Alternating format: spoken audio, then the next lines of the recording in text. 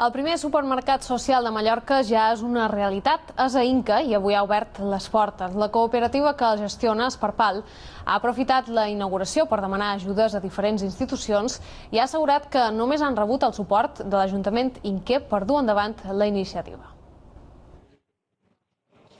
Una dotzena d'ous a €1, iogurts a 5 cèntims i mandarines a 60.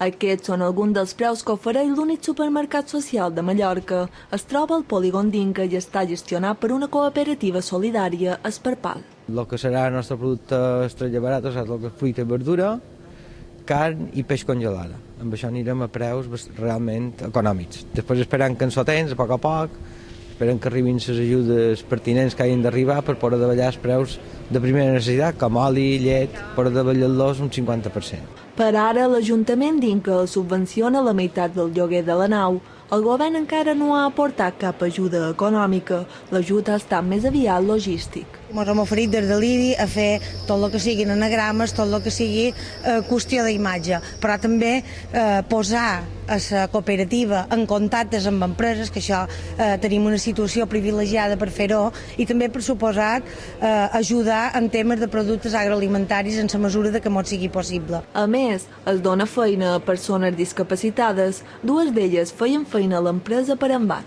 Estic molt interessada i molt il·lusionada. És una manera que crec que podré ajudar a gent que té la meva situació, igual que jo. I bueno, que ens temps que corren, pues, crec que l'acord pot funcionar. Durant el primer trimestre de funcionament hi podrà anar a comprar-hi qui vulgui.